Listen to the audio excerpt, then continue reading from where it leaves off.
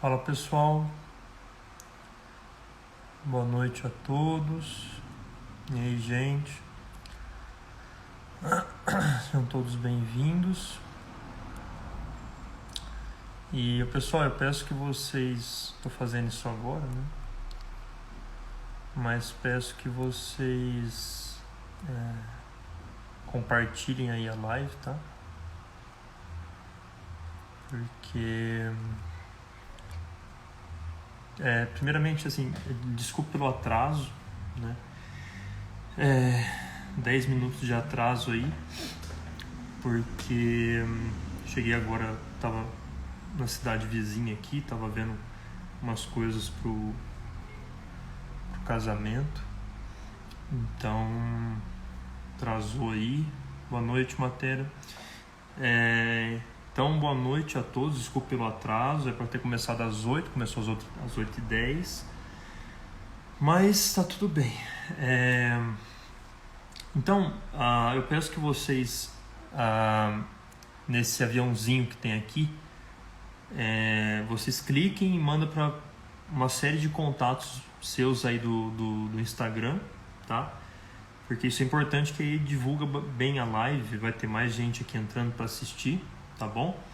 E para inaugurar, né, o nosso quadro aqui no Lições, esse quadro novo, que era uma coisa que eu já fazia, eu já tinha o costume, né, de fazer lives semanalmente e também de segunda-feira.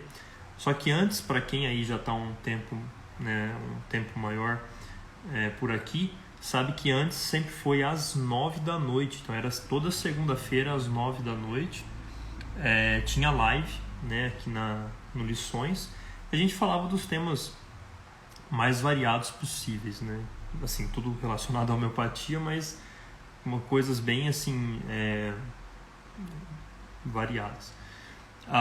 Então eu resolvi voltar com isso. Eu parei com isso porque eu estava gravando o curso Homeopatia do Zero, né? E obrigado às pessoas que compraram, né, o curso no sábado, foi quando a gente abriu novamente com desconto bacana.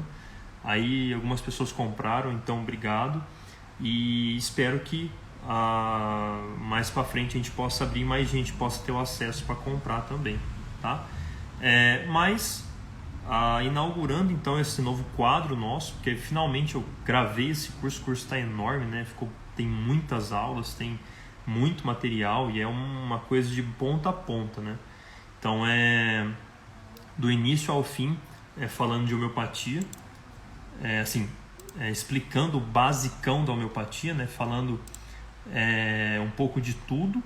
Então quem faz o curso Homeopatia do Zero, né, vai saber homeopatia do zero. Então, eu não faço ideia do que isso seja e eu quero aprender o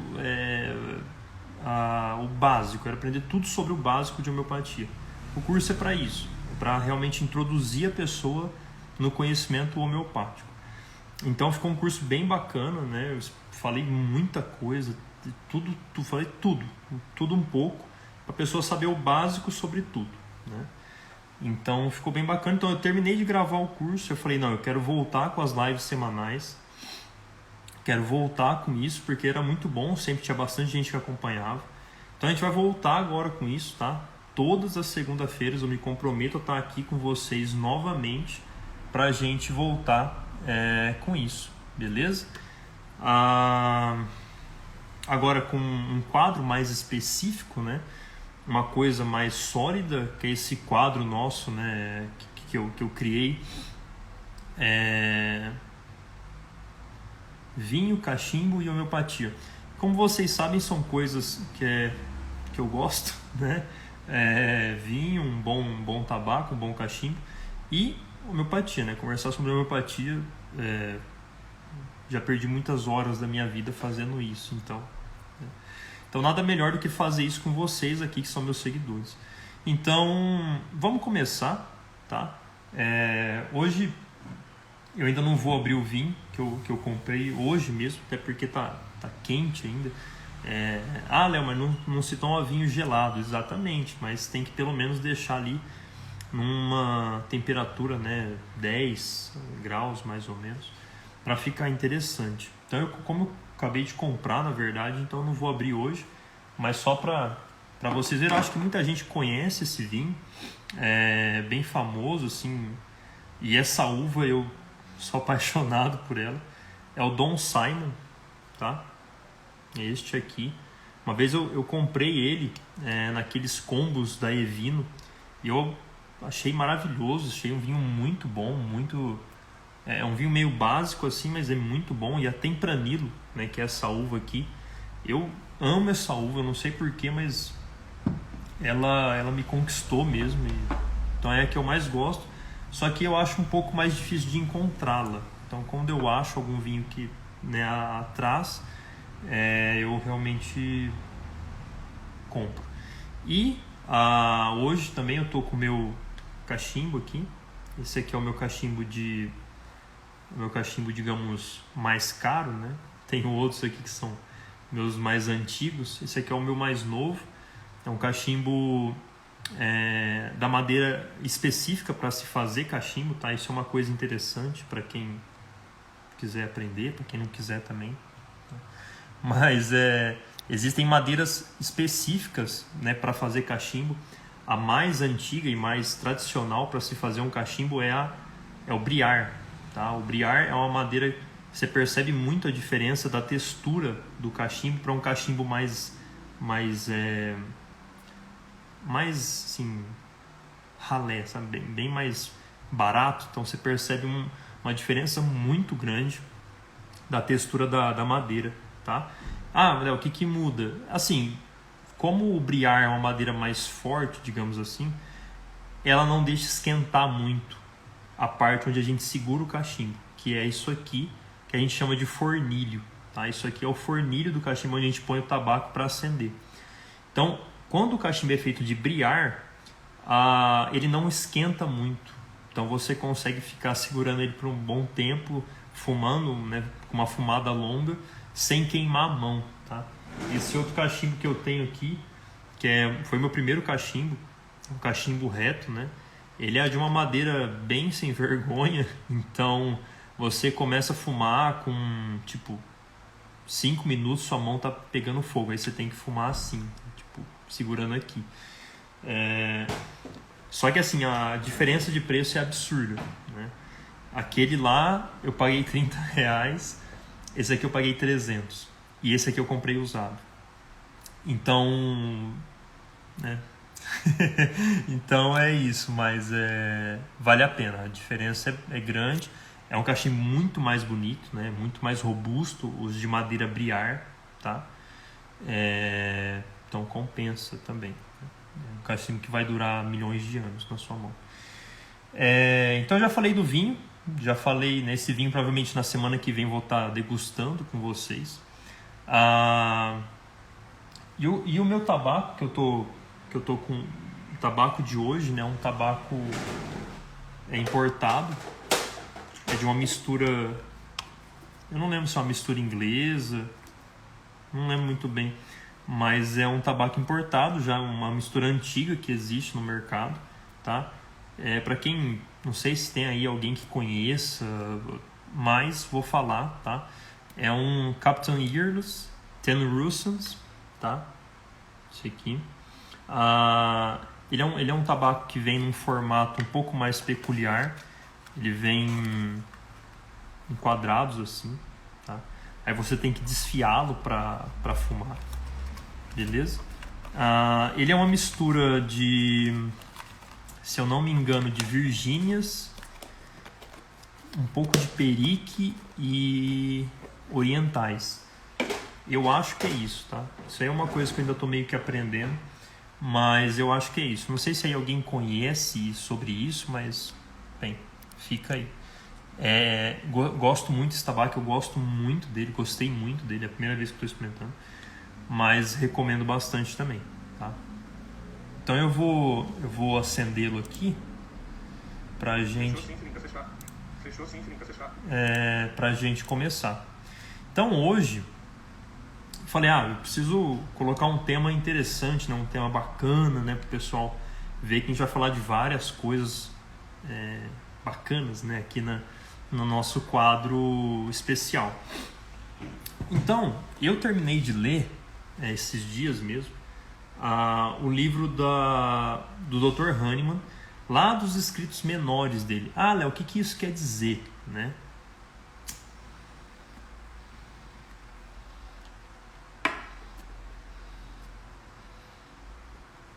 O que isso quer dizer? Então, todo autor, tá, gente? Principalmente os mais antigos,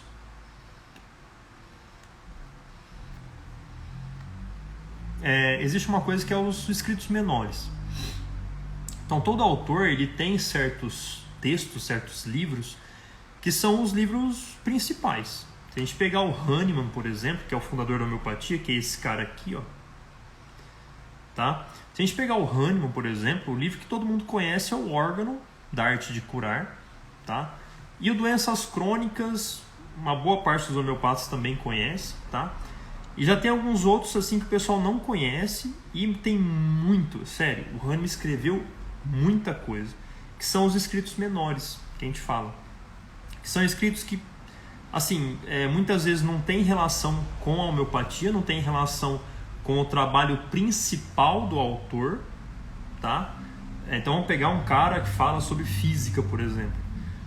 Esse cara ele tem ali 3 livros, 4 livros são os principais, mas esse cara tem carta, esse cara tem alguns escritos que são pequenos, coisas pequenas, mas que fazem parte que ele escreveu e que tá aí. São obras que existem, mas não são de tanta relevância para o assunto principal do autor, tá?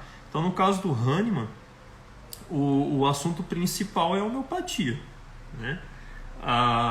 Então, quais são os livros que são mais lidos, que são mais que todo mundo conhece? É o Órgão, né, da Arte de Curar, e o Doenças Crônicas, porque falam exatamente do que o autor mais trabalhou e do que ele é reconhecido. Então o Hahnemann ele é reconhecido mais por ter fundado a homeopatia, não por ter sido um bom médico alopata, por exemplo, né? Na verdade, muita pouca gente conhece isso, principalmente os críticos da homeopatia, eles não sabem disso. Eles falam um monte de abobrinha aí, né, sobre o Hahnemann, mas eles não sabem que o Hahnemann também foi um médico alopata, ou seja, da medicina convencional, tá? Então todo autor tem isso, todo autor tem uma série de livros que são os principais e tem uma série de escritos que são menores, que são pequenos, que são escritos que muitas vezes o grande público não conhece, tá? Então o livro aqui que nós temos no Brasil que traz os escritos menores do Dr. Hahnemann é este aqui, ó. Tá? É um livro enorme, tá?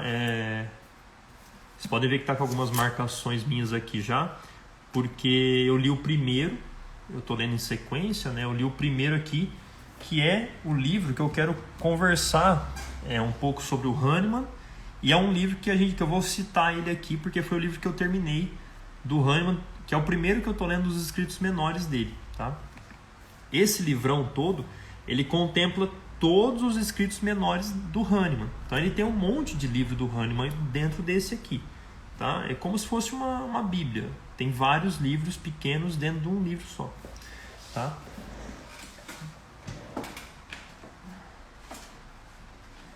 Deixa eu pegar aqui para falar o nome do livro, né? Mas é muito interessante porque tem muitos escritos do Hahnemann que a gente nunca ouviu falar e que a gente não faz ideia de que ele escreveria sobre aquilo, sabe? Tipo,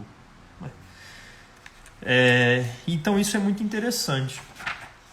Então ler os escritos menores inicialmente é um trabalho também historiográfico, vamos dizer assim, né? Porque você conhecendo, por exemplo, as cartas, bulas, coisas menores do autor, você também isso te ajuda a conhecer também quem é e como é esse autor, né? Como foi a vida e o trabalho dele também, na sua totalidade, né? Um pouco mais da sua totalidade. Então isso é muito importante, tá? Para qualquer pessoa que quer ter uma mínima profundidade em homeopatia, não assim na terapêutica em si, mas de conhecimento mesmo, precisa adentrar nisso daqui. Ah, Léo, é legal? É legal do ponto de vista de que você conhece melhor o autor e de que você sabe melhor como foi a vida dele e você entende melhor essa pessoa.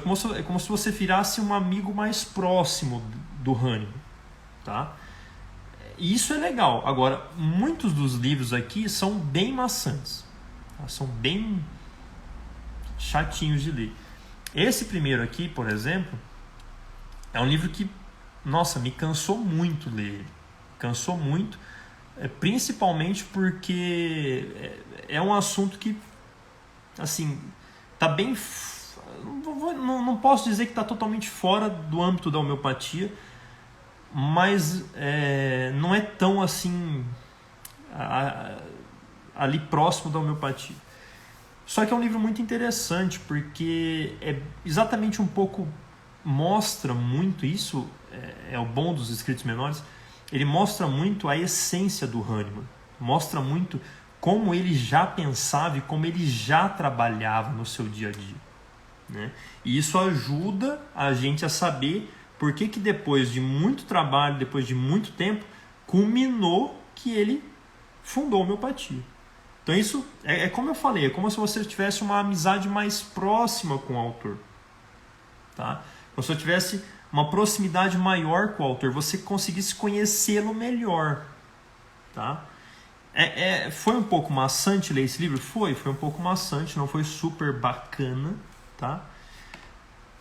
Mas foi muito bom do ponto de vista disso, de você ter uma proximidade melhor e saber de fato como é essa pessoa fora um pouco do âmbito da homeopatia, né? O Hahnemann principalmente. Então o livro que eu li, que é o primeiro aqui que está nos escritos menores do Dr. Hahnemann, é Instrução para Cirurgiões sobre Doenças Venéreas, tá?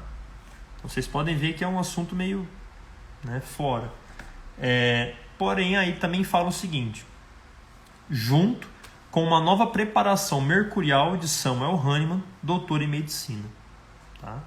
Então, a primeira, para vocês terem uma noção, e isso é muito interessante, essa questão de datas, tá? A primeira edição desse livro aqui dele foi em 1789, lá em Leipzig. Foi onde o Hahnemann fez a faculdade de medicina. Ou pelo menos começou a fazer a faculdade de medicina, tá?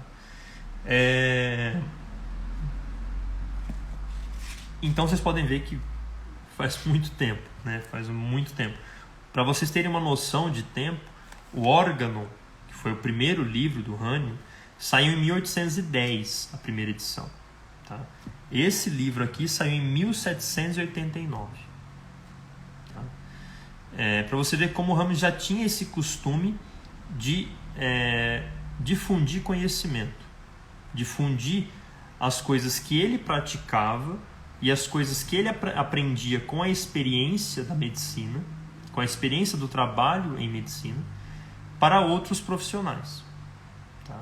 Então isso é realmente uma marca do Dr. Hahnemann, é difundir o conhecimento que ele obteve com a experiência prática, tá? Empiricamente, e um pouco do seu conhecimento também em química, tá?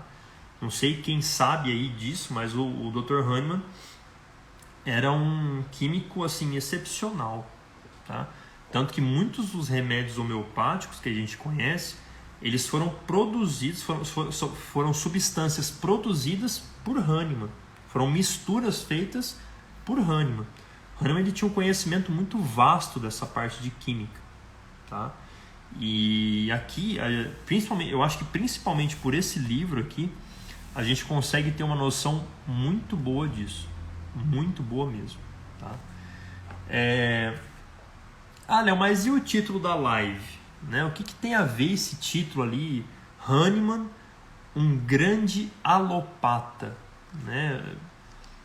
Eu gosto muito desses títulos meio contraditórios, não exatamente contraditórios, mas que às vezes fazem as pessoas parar assim e olhar e falar, mano, tem alguma coisa errada aí, né?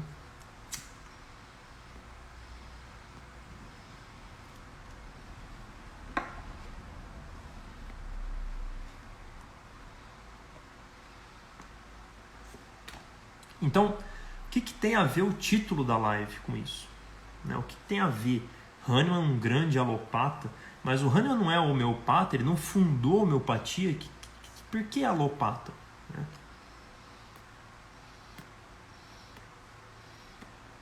Então, isso é interessante, porque esse livro ajuda a gente a entender quem era o Hahnemann antes da homeopatia, né?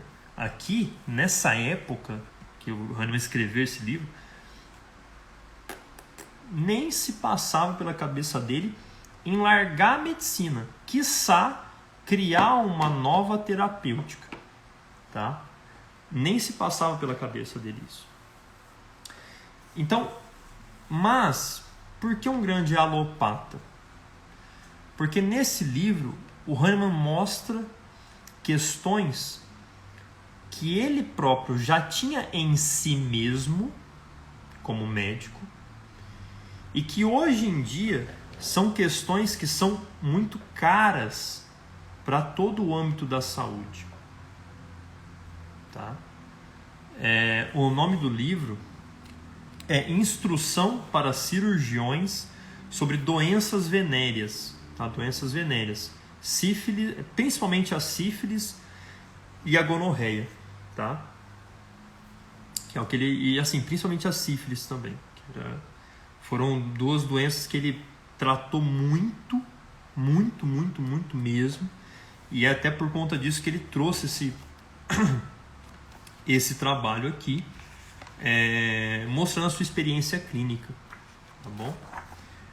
Então, a gente percebe por esse livro que o Hahnemann, ele era um alopata exemplar.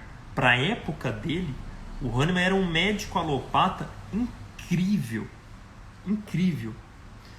Ou seja, numa época onde os tratamentos eram muito perigosos, muito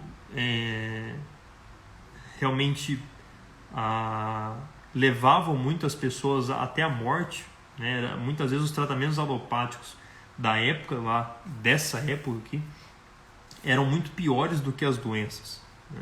Então, para vocês terem noção, uma coisa que era muito usada, e usada até de modo quase que imprudente, era o ópio, né? Então, nessa época, como a gente não tinha a tecnologia que hoje nós temos para fazer uma série de mudanças químicas nas substâncias e torná-las menos perigosas e torná-las menos intoxicantes, menos fortes também. Então se utilizava muitas substâncias que eram muito cruas, digamos assim, muito puras, digamos assim. Então, para vocês terem noção, se usava o ópio, né? O ópio que vem da papoula, né? E que deu depois a origem à morfina.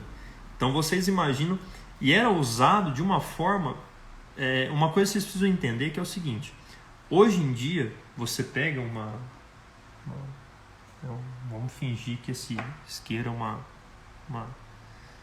uma cápsula, né? Um comprimido. Então o comprimido, ele tem lá, olha, esse comprimido aqui ele tem 100 miligramas, né? Ele tem 500 miligramas de paracetamol. Isso aqui. Então isso aqui foi pesado, isso aqui, se você pesar mesmo, fizer um estudo analítico disso aqui, você vai ver que de fato ele tem 500 miligramas de paracetamol.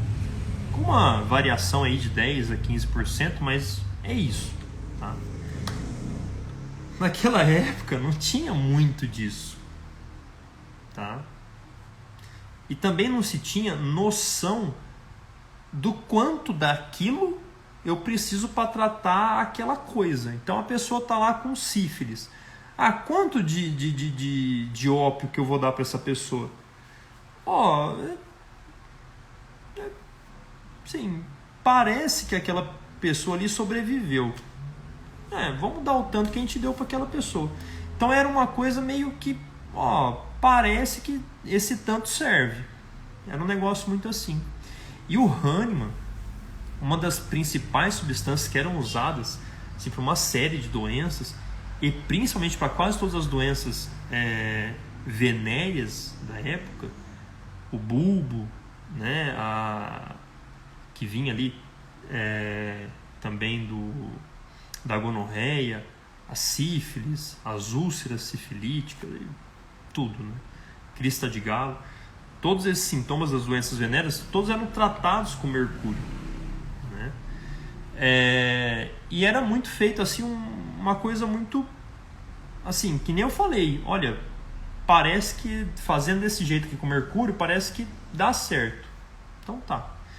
Então, já desde o início desse livro, a gente vê uma preocupação gigantesca do Hahnemann com questões de quantidade, pureza,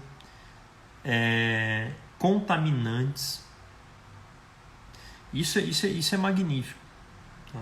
A gente vê o Hahnemann dando importância para coisas que, tipo assim, na época não se pensava, não é porque não era importante, mas porque não dava para se pensar nisso. Era meio que, pera, né? Vamos primeiro tratar a pessoa aqui, se ela não morrer, tá tudo bem. Então não se pensava muito nessas coisas. Então o Hahnemann ele já introduz o seu trabalho, a gente já vê que ele era um médico alopata muito preocupado com o que ele iria dar para o doente. Não é dar qualquer coisa, vamos ver o que acontece. Ele já era muito preocupado com isso. Olha, e aí ele discorre muito, exaustivamente no livro aqui, sobre doses, sobre modos de se empregar o mercúrio, sobre o que o mercúrio precisava fazer para curar o problema da sífilis, sobre como começar o tratamento com mercúrio, sobre a quantidade de mercúrio que você precisava colocar, sobre o modo como você deveria fazer o mercúrio para ele atingir melhor o problema de sífilis do doente. Ou seja, coisas que simplesmente não existiam na época. Tá? Modos de se empregar o mercúrio que ele via claramente que eram muito mais prejudiciais do que outros que ele tinha estudado. Então o Hahnemann ele deu o pontapé na produção do mercúrio solúvel, que era o mais, digamos, seguro, né, da época. E ele vai afirmar constantemente isso nesse livro. Olha, nós precisamos usar esse tipo de mercúrio, precisamos fazer essa preparação do mercúrio. Não podemos mais usar aquele mercúrio daquele jeito que o pessoal lá de trás usava, porque faz muito mal. Eu já percebi isso e aquilo nos doentes. Então, e ele vai descrevendo exaustivamente uma série de problemas que tipos específicos de preparações mercuriais, ou seja, do remédio que se empregava na época, causavam, então, problemas muito sérios que eram causados por causa do remédio. E o Hahnemann estava preocupado com isso. Então a gente percebe essa característica fenomenal do Hahnemann. Ou seja, o Hahnemann ele era um baita de um alopata. Ele era um baita de um alopata, de um médico da medicina convencional. Se o Hahnemann ele não revolucionasse com a homeopatia, ele iria revolucionar com a alopatia, como ele já estava fazendo, aliás. Porque ele enxergava essas coisas, ele via a importância destas coisas. E aí ele traz muito, sério, muito conhecimento, até mesmo anatomopatológico. Tá? O que é anatomopatologia, Léo? É como é a doença na sua feição anatômica. Então, o que a sífilis produz? Então, a sífilis primária, a primária é isso daqui. Acontece isso e isso no organismo do doente, aparece aquilo, tal, aparece esse tipo de lesão, aparece aquele tipo de lesão e por aí vai.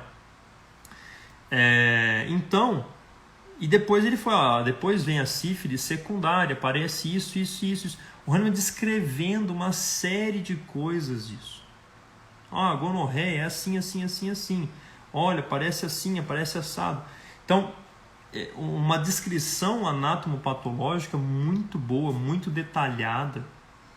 E ele explicando que em cada momento ali do tratamento você precisava usar um método específico. Olha, E aí você vai sentindo, isso é interessantíssimo, né? Você vai analisando e você vai sentindo a essência do Hahnemann.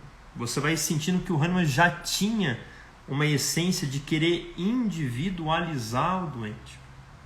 Então você vê em vários trechos desse livro, muitos pontos onde ele fala, olha, é melhor usar esse tipo de mercúrio aqui nas pessoas que têm tais e tais características. É melhor usar o mercúrio numa quantidade X, Y ou Z, numa pessoa que tem essa constituição, numa outra pessoa que tem aquela constituição, e por aí vai. Então vocês observam essa capacidade analítica e de querer realmente tratar a pessoa que está doente, né? Que é um prenúncio da homeopatia, que é uma coisa que já vem indicando de fato que ele era uma pessoa necessária para criar a homeopatia, para fundar a homeopatia. Então a gente percebe uma peculiaridade muito grande lendo esse livro do Hahnemann. Estudando esse material do Hahnemann, a gente percebe.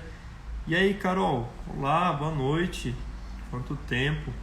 Seja bem-vinda aí. Então, assim, a gente percebe muito que o Hahnemann, antes mesmo de pensar em deixar a medicina, não é pensar em formar uma outra terapêutica, mas é pensar em deixar a medicina convencional, ele já vinha tendo, ele já demonstrava ter essas características de querer individualizar a pessoa, de observar muitas peculiaridades. Olha, essa pessoa ela se dá melhor com esse tipo de tratamento. A gente tem que olhar para essa constituição específica, porque elas vão sofrer mais com a sífilis e por aí vai. Então a gente percebe muito isso no Hahnemann. Que isso, a honra é minha. A honra é minha por vocês estarem aqui, principalmente você, minha amiga. Então, pessoal, não é um livro assim que eu, recomendo, né, muito que vocês leiam, tal, porque é bem chatinho assim, porque realmente descrição anatomopatológica de como que eram as doenças, e ele descreve, cara, pra você ter noção, tem partes que ele descreve como que os médicos deveriam preparar o mercúrio para aplicá-lo aos doentes. Isso é muito... para vocês verem o conhecimento de química que ele tinha.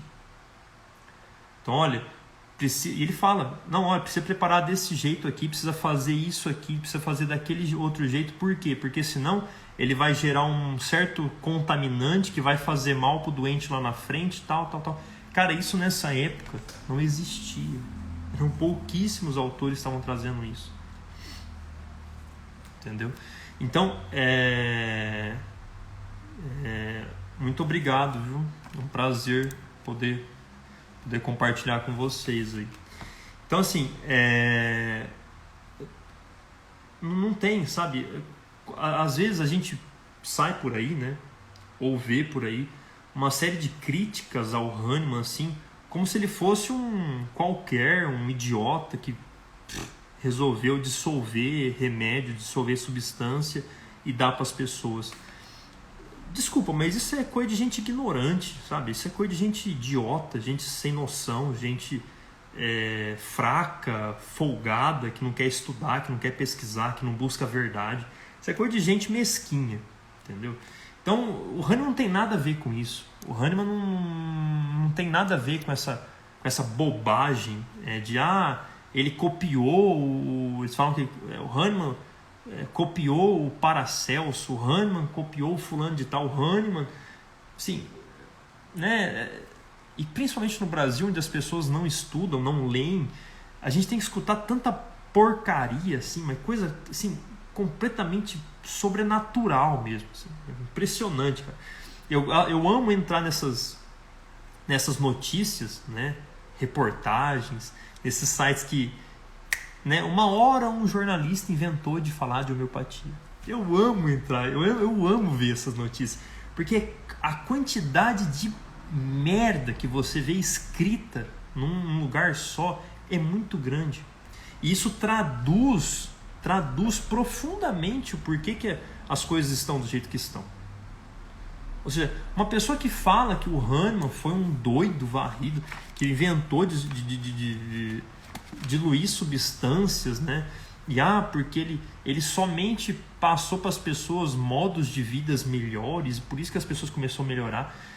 Uma pessoa que fala isso é uma pessoa rasa. A pessoa senta lá.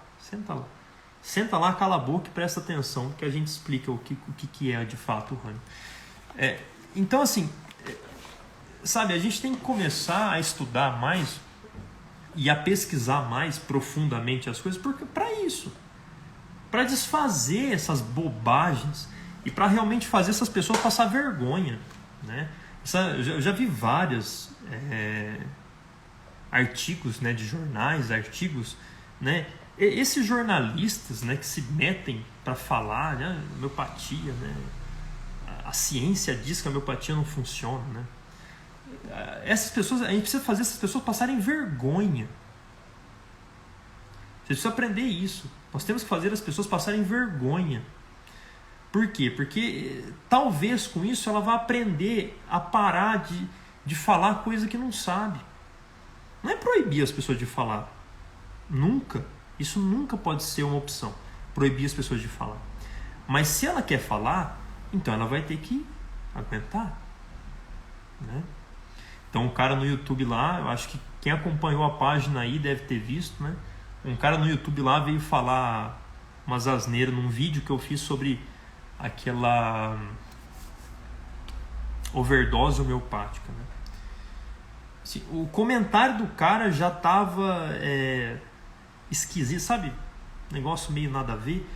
Eu falei, tudo bem, vamos dar uma chance para ele. Eu falei, meu querido, vamos fazer uma live então. Eu e você, a gente discute, a gente conversa, né? Eu falei, vai lá na minha página, no Instagram, me manda um direct. Eu tô esperando até hoje. Né? Até hoje, todas as pessoas que eu convidei para vir conversar, não vieram conversar comigo. E por que elas não vêm? Porque a pessoa sabe que ela é rasa. A pessoa sabe que ela é sem vergonha, que ela fica falando um monte de coisa e opinando sobre um monte de coisa que ela não conhece. É isso. Quase tudo no Brasil é isso.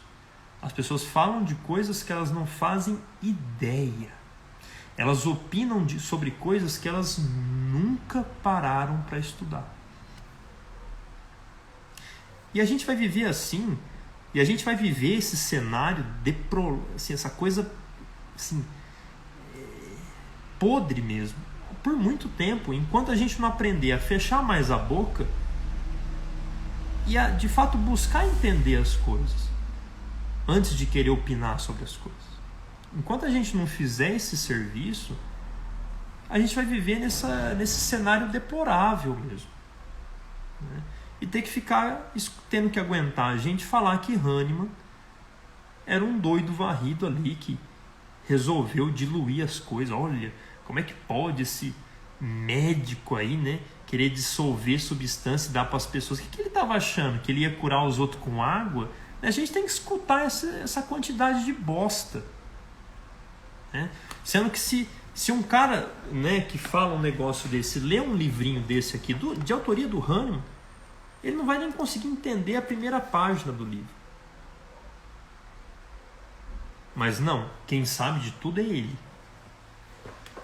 É ele que sabe de tudo, porque você acha que o Hahnemann, esse cara doido aí, vai querer diluir substância e dar para as pessoas tomar? Você acha que ele doido, né, quer curar as pessoas com pulsatila dissolvida em água, quer curar as pessoas com água? Então é esse tipo de bobagem que a gente tem que ficar escutando. Por quê? Porque a pessoa não faz o esforço mínimo de pesquisar, de estudar, de conhecer, de buscar a verdade. Ela prefere assistir um vídeo do YouTube de 5 minutos, bem feito, bonito, né, charmoso, e tirar uma conclusão daquilo. Ou seja, é uma pessoa rasa, é uma pessoa fraca, é uma pessoa sem substância, é uma pessoa que ela chega no churrasco, o pessoal vai embora, porque ninguém quer ficar com essa pessoa. Porque ela só quer ficar falando a opinião dela e são todas opiniões rasas e sem sentido. Então não seja essa pessoa, entende? Então, para completar aqui a nossa live, né?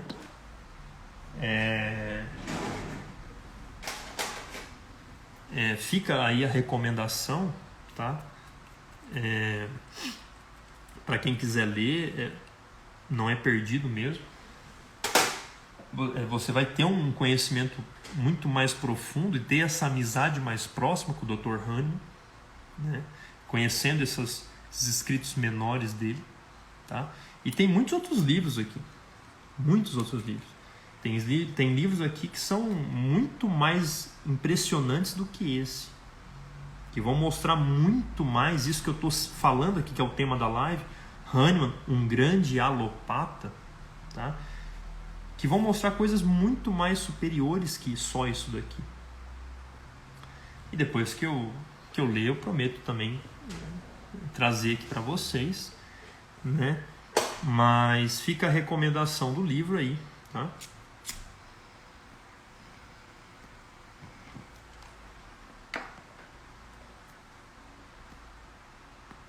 Aí, vamos deixar aí mais um tempinho para quem tiver alguma dúvida, alguma pergunta, algum comentário, manda aí que aí eu tento responder algumas aí, beleza, tá, gente? Fiquem à vontade. Algumas coisas aqui.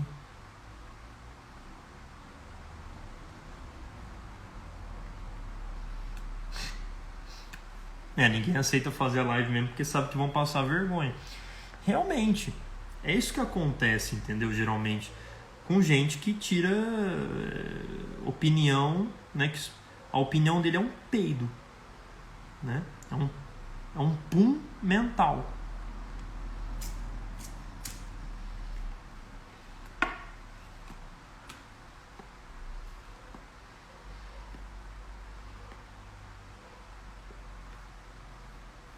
Ou seja, a pessoa ela peidou e aquilo é a opinião dela.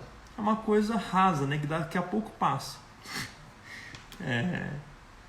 Então é isso, né? Infelizmente esse é o cenário. Não existe uma conversa franca, uma conversa real, verdadeira, onde a pessoa de fato quer descobrir a verdade, quer entender melhor, quer de fato perseguir aquele ideal de não, eu vou realmente pesquisar isso aqui, vou tentar tirar uma conclusão fundamentada, né?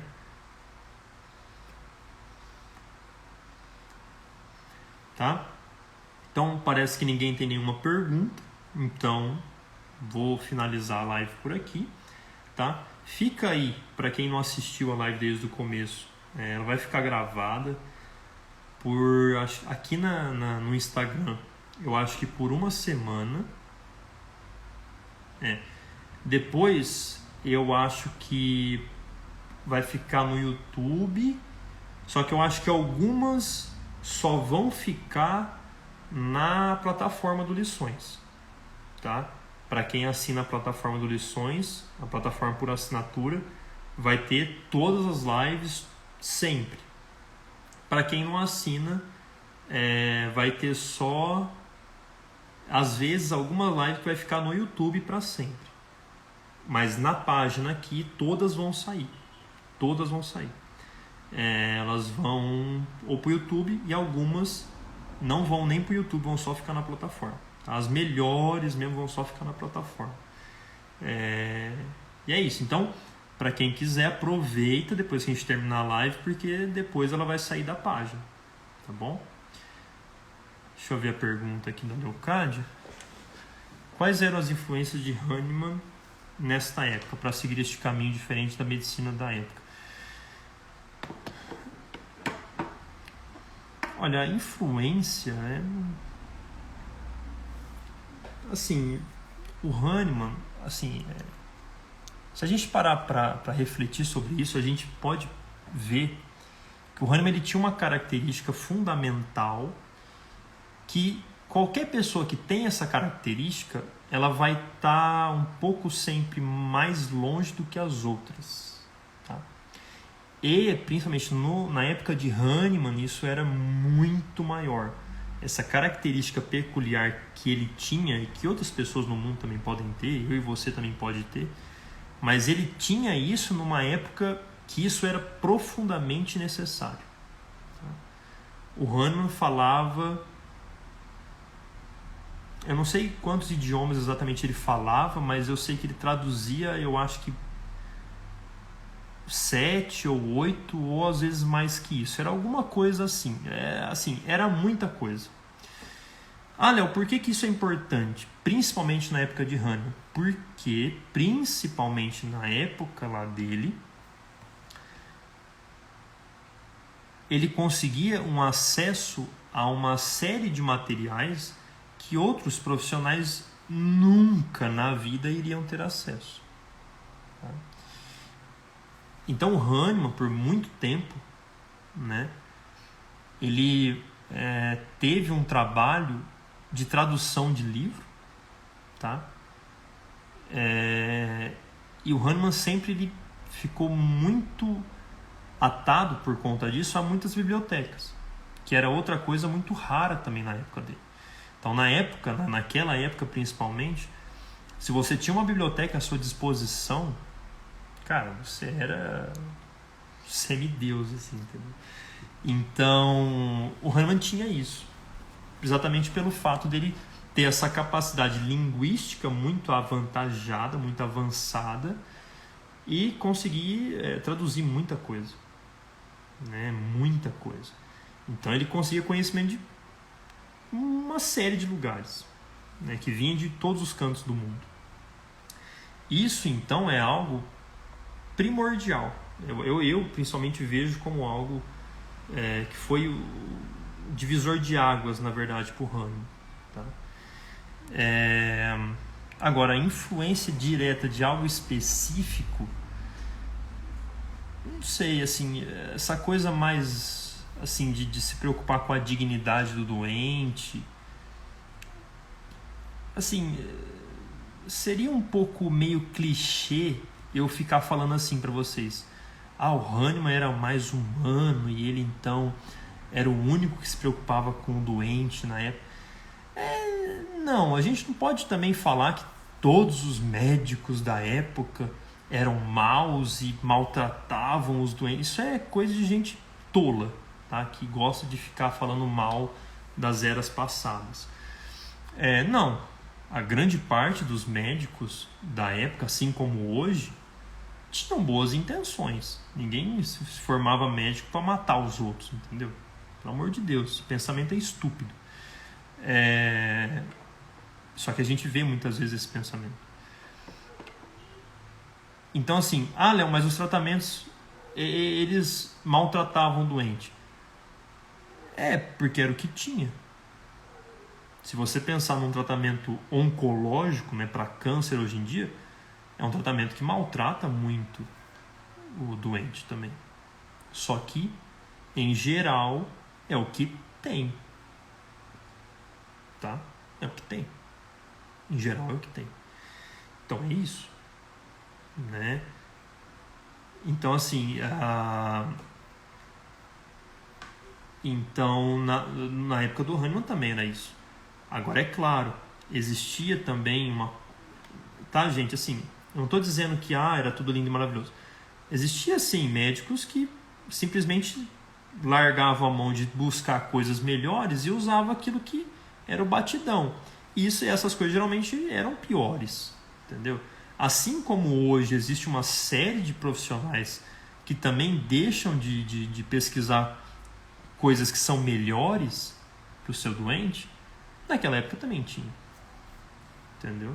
A diferença é que as coisas piores naquela época meio que matavam, né? Faziam muito mal às pessoas. Então é isso. Então assim, não é que o Hahnemann era né, um santo assim que eu vou me preocupar realmente com o doente. Não era assim, também assim.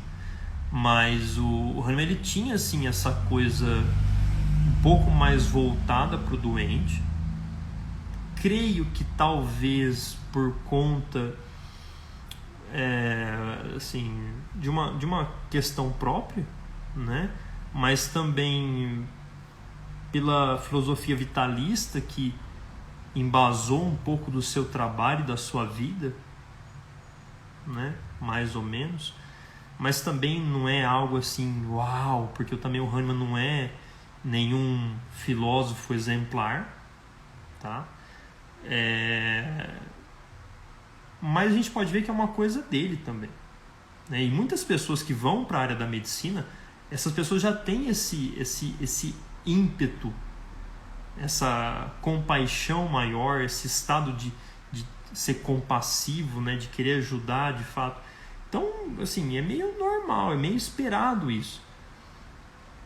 E o Hahnemann tendo esse acesso muito grande a esses conhecimentos, né? Ele conseguia enxergar possibilidades muito superiores da época, né? Tanto que depois que o Hahnemann funda a homeopatia, a gente percebe que uma infinidade, um monte de médicos alopatas mudam de lado e começam a seguir Hahnemann. Por quê? Porque viam os resultados, que eram profundamente melhores do que os resultados da época, que faziam muito mal às pessoas, né? Aos fármacos da época, que faziam muito mal aos doentes. E eles viram que realmente o negócio do Hahnemann era efetivo e fazia muito menos mal, né? Então eu acho que é isso, tá? Assim, na minha opinião, até hoje eu acho mais que seja isso. Bom, acho que é isso, pessoal. Alguém tem mais alguma dúvida? Que aí a gente já vai finalizar, já vai para quase uma hora de live. E aí então, se ninguém mais tiver pergunta, tá? E é aquilo lá. Depois, durante uma semana, a live vai ficar aqui na página. Depois ela vai sair e aí nem eu sei para onde que ela vai. Pode ser que ela vá para o YouTube, como pode ser que ela não vá para nenhum lugar que seja gratuito o acesso e só esteja na nossa plataforma para assinantes. Tá bom? Acho que é isso, tá? Muito obrigado, tá, gente? Pela presença de todos aí. Teve mais gente do que eu esperei. Então, muito obrigado mesmo. Vou ver se eu coloco meu vinho aqui para gelar agora, para tomar um pouquinho ainda. Mas termino aqui o meu tabaco também. Então, muito obrigado. E qualquer coisa, tá? Quem precisar, nós temos também as duas coisas que sempre estão abertas aí. A mentoria, tá? A mentoria vocês podem marcar a hora que vocês quiserem, sempre vai ser disponível, e as consultas, tá? Assim, se tiver vaga, né? Mas sempre está aberto. Agora, o curso Homeopatia do Zero e a plataforma para assinantes, eu só abro de vez em quando e quando me dá na telha, tá? Então, quando eu abro, aproveita, porque a gente fecha e a gente fecha mesmo, tá? Não abre exceção. Já teve gente, o curso ficou aberto, a Homeopatia do Zero ficou aberta o sábado o dia inteiro. Um monte de gente votou lá que queria comprar, queria adquirir o curso, ficou aberto o sábado inteiro. Depois veio gente lá na segunda-feira, hoje ou domingo, e o curso? Sabe? Pô, avisei que o curso ia ficar só um dia. Então, fica atento aí, parça, né? Porque a gente fecha e a gente não vai abrir mesmo. Por quê? Porque eu tenho que ter esse compromisso, tá? Beleza, pessoal? Então, muito obrigado aí a todos, tá? Foi um prazer estar aqui com vocês. Lembrem-se, toda segunda-feira aqui às 20 horas, tá bom? Toda segunda-feira.